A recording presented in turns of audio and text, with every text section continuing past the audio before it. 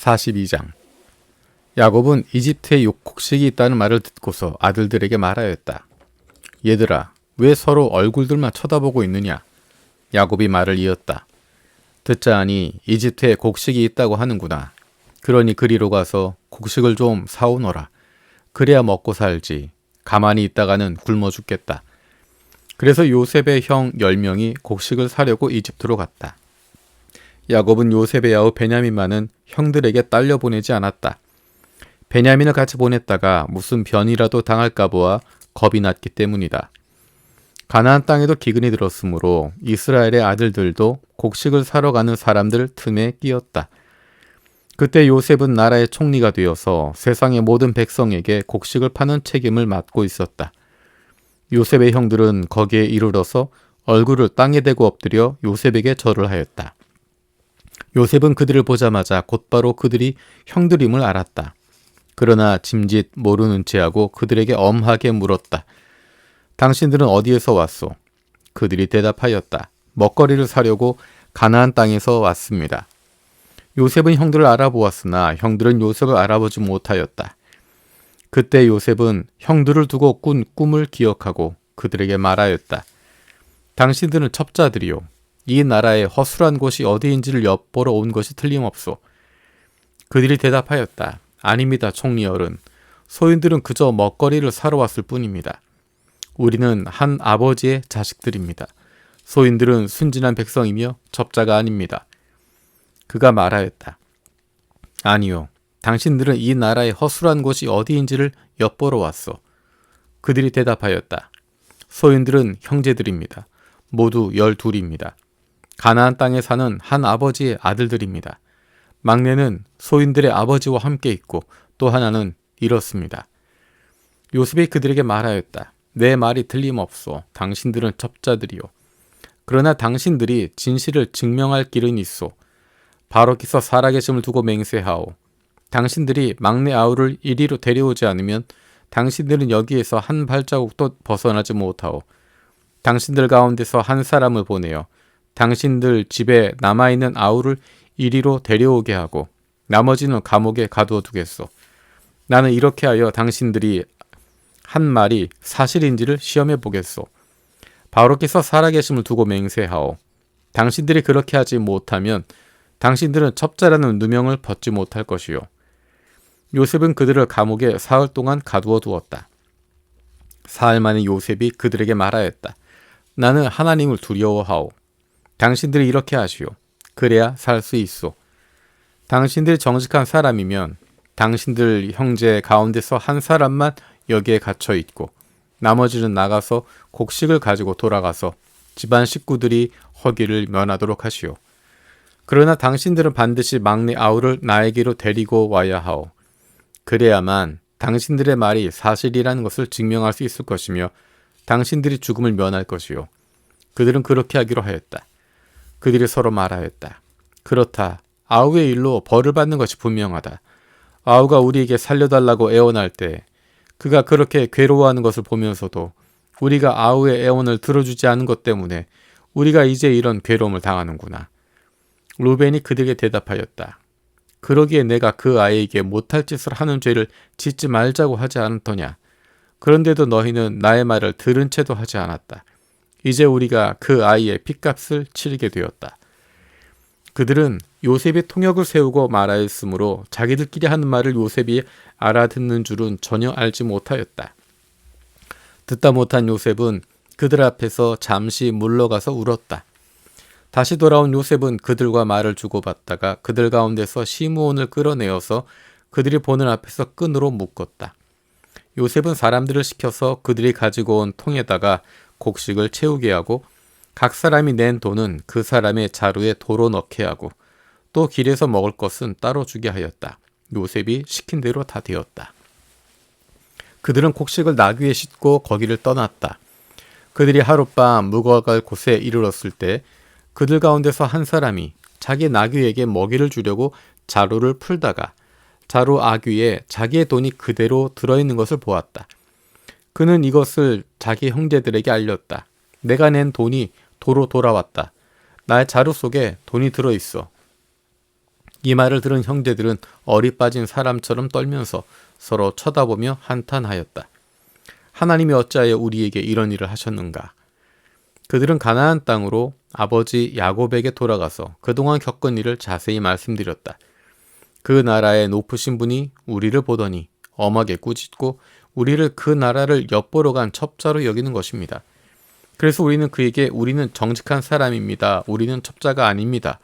우리는 모두 한 아버지의 아들로 자식들로서 12 형제입니다. 하나는 잃고 또 막내는 가나안 땅에 우리 아버지와 함께 있습니다. 하고 말씀드렸습니다. 그랬더니 그 나라의 높으신 분이 우리에게 이르기를 어디 너희가 정말 정직한 사람들인지 내가 한번 알아보겠다. 너희 형제 가운데서 한 사람 여기에 나와 함께 남아있고 나머지는 너희 집안 식구들이 굶지 않도록 곡식을 가지고 돌아가거라. 그리고 너희의 막내 아우를 나에게로 데리고 오너라. 그래야만 너희가 첩자가 아니고 정직한 사람이라는 것을 내가 알 수 있겠다. 그런 다음에야 내가 여기 잡아둔 너희 형제를 풀어주고 너희가 이 나라에 드나들면서 장사를 할 수 있게 하겠다 하였습니다. 그들은 자루를 비우다가 각 사람의 자루에 각자가 치른 그 돈꾸러미가 그대로 들어있는 것을 보았다. 그들과 그들의 아버지는 그 돈꾸러미를 보고서 모두도 겁이 났다. 아버지 야곱이 그 아들들에게 말하였다. 너희가 나의 아이들을 다 빼앗아 가는구나. 요셉을 잃었고 시므온도 잃었다. 그런데 이제 너희는 베냐민마저 빼앗아 가겠다는 거냐. 하나같이 다 나를 괴롭힐 뿐이로구나. 르우벤이 아버지에게 말하였다. 제가 베냐민을 다시 아버지께로 데리고 오지 못한다면 저의 2 아들을 죽이셔도 좋습니다. 막내를 저에게 맡겨주십시오. 제가 반드시 아버지께로 다시 데리고 오겠습니다. 야곱이 말하였다. 막내를 너희와 함께 그리로 보낼 수는 없다. 그 아이의 형은 죽고 그 아이만 홀로 남았는데 그 아이가 너희와 함께 갔다가 또 무슨 변을 당하기라도 하면 어찌하겠느냐. 너희는 백발이 성성한 이 늙은 아버지가 슬퍼하며 죽어서 수올로 내려가는 꼴을 보겠다는 거냐. 그 땅의 기근이 더욱 심해졌다. 그들이 이집트에서 가지고 온 곡식이 다 떨어졌을 때 아버지가 아들들에게 말하였다. 다시 가서 먹거리를 조금 더 사오너라. 유다가 아버지에게 말하였다. 그 사람이 우리에게 엄하게 경고하면서 너희가 막내 아우를 데리고 오지 않으면 다시는 나의 얼굴을 못 볼 것이다 하고 말하였습니다. 우리가 막내를 데리고 함께 가게 아버지께서 허락하여 주시면 다시 가서 아버지께서 잡수실 것을 사오겠습니다. 그러나 아버지께서 막내를 보낼 수 없다고 하시면 우리는 갈 수 없습니다. 그분이 우리에게 말하기를 너희가 막내 아우를 데리고 오지 않으면 다시는 나의 얼굴을 못 볼 것이다 하였기 때문입니다. 이스라엘이 자식들을 탓하였다. 어찌하려고 너희는 아우가 있다는 말을 그 사람에게 해서 나를 이렇게도 괴롭히느냐. 그들이 대답하였다. 그 사람은 우리와 우리 가족이 관하여서 낱낱이 캐물었습니다. 너희 아버지가 살아계시냐 하고 묻기도 하고 또 다른 형제가 더 있느냐 하고 묻기도 하였습니다. 우리는 그저 그가 묻는 대로 대답하였을 뿐입니다. 그가 우리의 아우를 그리로 데리고 오라고 말할 것이라고는 상상도 하지 못하였습니다. 유다가 아버지 이스라엘에게 말하였다. 제가 막내를 데리고 가게 해주십시오. 그러면 우리가 곧 떠나겠습니다. 그렇게 하여야 우리도 아버지도 우리의 어린 것들도 죽지 않고 살 수 있을 것입니다. 제가 그 아이의 안전을 책임지겠습니다. 아버지께서 그 아이에 대해서는 저에게 책임을 물어주십시오. 제가 그 아이를 아버지께로 다시 데리고 와서 아버지 앞에 세우지 못한다면 그 죄를 제가 평생 달게 받겠습니다. 우리가 이렇게 머뭇거리고 있지 않았으면 벌써 2번도 더 다녀왔을 것입니다. 아버지 이스라엘이 아들들에게 말하였다. 꼭 그렇게 해야만 한다면 이렇게 하도록 하여라. 이 땅에서 난 것 가운데 가장 좋은 토산물을 너희 그릇에 담아가지고 가서 그 사람에게 선물로 드리도록 하여라. 유향과 꿀을 얼마쯤 담고 향품과 모략과 유향나무 열매와 감복숭아를 담아라. 돈도 2배를 가지고 가거라. 너희 자루 아귀에 담겨 돌아온 돈은 되돌려 주어야 한다. 아마도 그것은 실수였을 것이다. 너희 아우를 데리고 어서 그 사람에게로 가거라. 너희들이 그 사람 앞에 섰을 때 전능하신 하나님이 그 사람을 감동시키셔서 너희에게 자비를 베풀게 해 주시기를 빌 뿐이다. 그가 거기에 남아있는 아이와 베냐민도 너희와 함께 돌려보내준다면 더 바랄 것이 없겠다. 자식들을 잃게 되면 잃는 것이지 난들 어떻게 하겠느냐. 사람들은 선물을 꾸리고 돈도 갑절을 지니고 베냐민을 데리고 급히 이집트로 가서 요셉 앞에 섰다. 요셉은 베냐민이 그들과 함께 온 것을 보고서 자기 집 관리인에게 말하였다. 이 사람들을 집으로 데리고 가시오. 짐승을 잡고 밥상도 준비하시오. 이 사람들은 나와 함께 점심을 먹을 것이오. 요셉이 말한 대로 관리인이 그 사람들을 요셉의 집으로 안내하였다. 그 사람들은 요셉의 집으로 안내를 받아 들어가면서 겁이 났다. 그들은 지난번에 여기 왔을 적에 우리가 낸 돈이 알지도 못하는 사이에 우리의 자루 속에 담겨져 되돌아왔는데 그 돈 때문에 우리가 이리로 끌려온다. 그 일로 그가 우리에게 달려들어서 우리의 나귀를 빼앗고 우리를 노예로 삼으려는 것이 틀림없다 하고 걱정하였다. 그래서 그들은 요셉의 집 문 앞에 이르렀을 때 요셉의 집 관리인에게 가서 물었다. 우리는 지난번에 여기에서 곡식을 사간 일이 있습니다. 하룻밤 묵어갈 곳에 이르러서 자루를 풀다가 우리가 치른 돈이 액수 그대로 우리 각자의 자루 아귀 안에 고스란히 들어있는 것을 보았습니다. 그래서 우리가 그것을 다시 가지고 왔습니다. 또 우리는 곡식을 살 돈도 따로 더 가지고 왔습니다.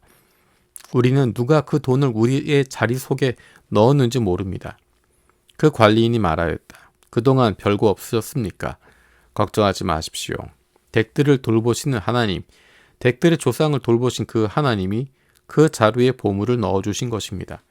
나는 댁들이 낸 돈을 받았습니다. 이렇게 말하면서 관리인은 시므온을 그들에게로 데리고 왔다. 관리인은 그 사람들을 요셉의 집 안으로 안내하고 발 씻은 물도 주고 그들이 끌고 온 나귀에게도 먹이를 주었다. 그들은 거기에서 점심을 먹게 된다는 말을 들었으므로 정오에 올 요셉을 기다리면서 장만해 온 선물을 정돈하고 있었다. 요셉이 집에 오니 그들은 집 안으로 가지고 들어온 선물을 요셉 앞에 내놓고 땅에 엎드려 절을 하였다.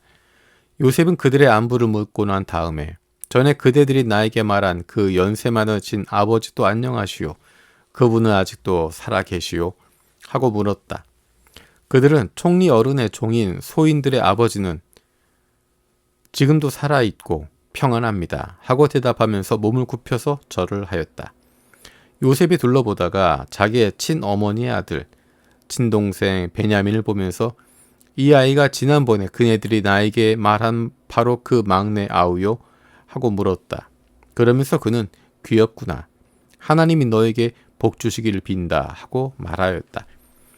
요셉은 자기의 친동생을 보다가 마구 치밀어 오르는 형제의 정을 누르지 못하여 급히 울 곳을 찾아 자기의 방으로 들어가서 한참 동안 울고 얼굴을 씻고 도로 나와서 그 정을 누르면서 밥상을 차리라고 명령하였다. 밥상을 차리는 사람들은 요셉에게 상을 따로 차려서 올리고 그의 형제들에게도 따로 차리고 요셉의 집에서 먹고 사는 이집트 사람들에게도 따로 차렸다. 이집트 사람들은 히브리 사람들과 같은 상에서 먹으면 부정을 탄다고 생각하기 때문에 상을 같이 차리지 않은 것이다. 요셉의 형제들은 안내를 받아가며 요셉 앞에 앉았는데 앉고 보니 맏아들로부터 막내 아들에 이르기까지 나의 순서를 따라서 앉게 되었다. 그 사람들은 어리둥절하면서 서로 쳐다보았다. 각 사람이 먹을 것은 요셉이 상에서 날라다 주었는데 베냐민에게는 다른 사람보다 5몫이나 더 주었다. 그들은 요셉과 함께 취하도록 마셨다.